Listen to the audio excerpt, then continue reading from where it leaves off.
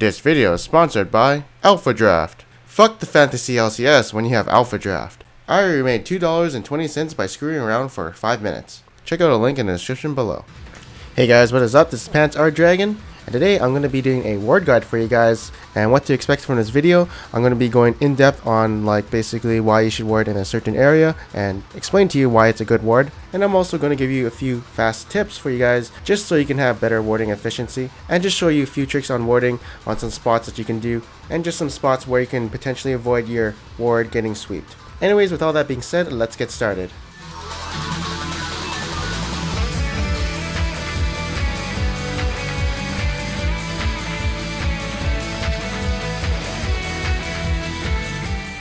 Alright, so let's start off with some basic noob tips. First off, bushes are always good wards, because a bush ward will usually cover 3 or more paths, so you'll always be getting value out of these wards. It also, of course, covers the fog of war in that bush, so that's a good thing. There are some situational cases where you don't need to ward in a bush and need to ward in another area, but we'll get in depth onto that later. Second tip, if you are unsure of what wards to actually place down, remember, 3 out of 3 wards placed is better than 1 out of 3 wards placed. Since, well, you're actually warding something and have the vision covered, instead of holding onto your wards and contemplating if you should have put it down or not, or maybe you're just holding onto it just because you think you can get a better ward somewhere. Either way, if you want to get better at warding and just being efficient, always check the charges on your sight zone and see if you have 3 out of 3 wards placed. If you have 1 out of 3 on the map, or even 0 out of 3, you're probably doing a bad job. So you should probably start warding up more instead of, I don't know, doing whatever you're doing. So a good tip to give you guys if you want to improve on warding is ward whatever bush you come across. Obviously, sometimes you don't want to ward a bush because maybe you don't need it, but it is a good habit to get into if you want to get 3 out of 3 wards placed on the map.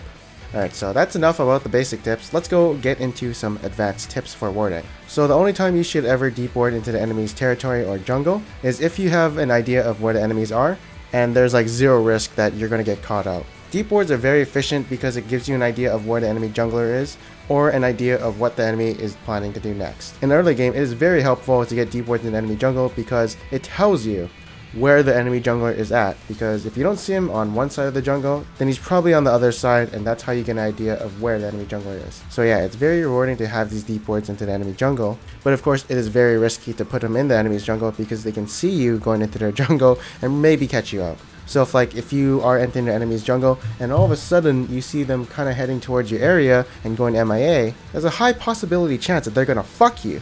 So you gotta watch out, especially if the enemy's ahead, then you can't just walk into their jungle. And it's really all about map awareness. And also it's usually done when you have a lead onto the enemy team. Next tip is gonna be helping your usage on pink wards. Basically what you wanna do is you only wanna use pink wards on territory that you can hold. The main idea around pink wards is that it is a permanent ward. As long as you can control the area that pink ward is placed, then it's a really efficient ward to put. So generally that's why in the bot lane you want to put the pink ward in your tri bush if you're blue side, or this bush if you're purple side. And if you're in the top lane, you usually want to pick this bush right over here if you are on blue side, and of course the tri bush if you're on purple side. This ward should only be put here if you feel like you have control of the map. In this case, I do feel like my team is ahead, so I do feel like I can contest this pink ward if the enemy wants to try and do it. If you feel like your team is behind, you generally want to put pink wards on your side, so at least you have some kind of vision and not get invaded on, or just, kind of play defensive. The 2 wards you see here placed are usually covered by the jungler and mid laner. Your jungler will cover one side while the mid laner covers the other. And this is a really good rule to stick by, otherwise you're going to have a lack of vision off the map. The only exception to all these rules is this pink ward right here. At any stages of the game, if you ever place this pink ward right in this bush, the enemy will rarely come across it, because in the early game, the only way the enemy jungler will come across it is if he's coming from his base and heading to his red buff, then he will come across it. Otherwise, he'll most likely miss this pink ward since his jungle route does not actually come across it. I mean, he'll never go across it unless he thinks about it when he's going from golems to red, or even wraiths to red. So it's a very good ward to place in the early game, and it's pretty decent in the mid game and late game too. Alright, now it's going to get a little bit more in depth, and we're going to be going over Baron ward control and Dragon warding control. You're going to be learning what wards to place when you're trying to control the dragon and contesting it. So these wards right here that I'm going to be placing are better than an occasional bush ward, just because you already have vision of this river, so you don't really need the wards in these bush. it's much better to have these wards over the wall so you can see the enemy coming to the dragon pit or baron pit, and or make your decision to catch them right there and then, or just simply to back off if you can't contest it for whatever reason. It's also much safer to ward over this wall than going a bit deeper if you don't know where the enemy is, of course. If you're on the purple side and you're contesting the dragon, you want to ward this bush, and unless you think they're coming in from the bottom side through the tri-bush, you may want to ward the tri-bush too. Although usually the enemy will have a pink ward in this bush right here, so it can be easily removed, and there might be other wards to place instead of there. In this next case, we gotta pick on the enemy so we can control the jungle, since they cannot contest these areas because they can't win a 4v5. So this is where you can get like deeper wards and such, and more dragon and bear control for your teams. Note in this clip I de-ward this intersection instead of warding the bush at the blue buff. That is because that bush only covers 2 or 3 paths, depending on how you place it, while this ward covers 4 paths. And plus it's over the wall so you can see who's coming, and of course you're kind of controlling the blue area already.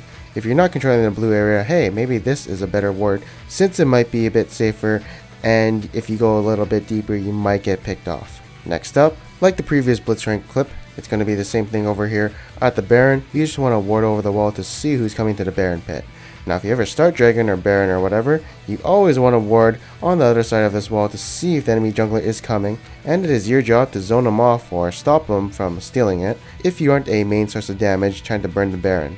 Warding over this wall is also good if you don't want to go too deep and try and ward that bush by the wraiths.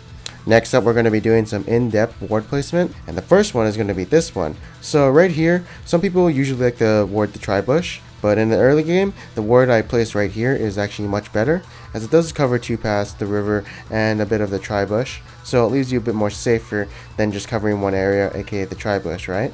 As if the enemy is smart, they'll tell their jungler that you ward the tri-bush so they can just come down the river. But if you already have a ward covering the river, then there's no need to not ward this tri-bush instead. Next up, when you're sieging an enemy and you're about to leave the siege, always want to drop down a ward to see what the enemy's next move is, because usually after you get their inhibitor, they'll probably try and contest Baron if your next plan is to do Baron, and so you can kind of react and see if you want to make a pick again or just do the Baron if they're not going to come. And also, I mean, it doesn't really matter, you're going to recall anyway, so you'll have the sight zone charge, and yeah, it's always nice to see what the enemy is planning next. Next up is going to be a pink ward placement.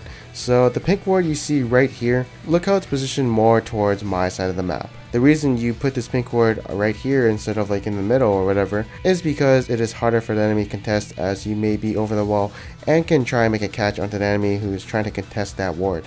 Next up, we're going to be doing some ward tricks, yay! So as you guys know, there are certain ways to avoid getting a ward swept by the enemy team, whether that be pink wards or just the sweeper. So in this ward trick, usually people will sweep this wall and this bush at the middle to cover both sides. So if you put a ward a little bit more to the right and try and avoid the sweeper from locating it, you can potentially save your ward from getting caught. And all it really takes is putting your ward a few inches to the right. Next trick is going to be the ward evasion at the Baron pit or Dragon pit. So usually what people will do is put a pink ward in the Baron pit, to sweep out any wards that is in the Baron pit. But this pink ward does not cover outside of the wall. And so what you can do if you're afraid of the enemy taking out your wards, you can put your wards right here or here. This way the enemy needs an oracles to actually get true Baron control. So it's a good trick to have if you're kind of behind and you want to see if they're actually going to do Baron or not. Although if the pink ward is outside a bit more to see those wards, you can always put your wards inside the Baron pit so it doesn't see it. And also the ward that I just placed is actually a really good ward, because what people would do is usually sweep these 2 bushes, and it can be easy to miss this ward right here if they do not have oracles or a pink ward. Also, there's this top lane ward trick where I can't do consistently and I'll never remember, but basically at this certain spot where my mouse cursor is and where my screen is placed right now and where my champion is located, you can place a ward right here on this spot and it will go to the bush. If you main top lane, you better figure this out because this is very useful, and it only works on blue side. It's impossible to get it on the purple side.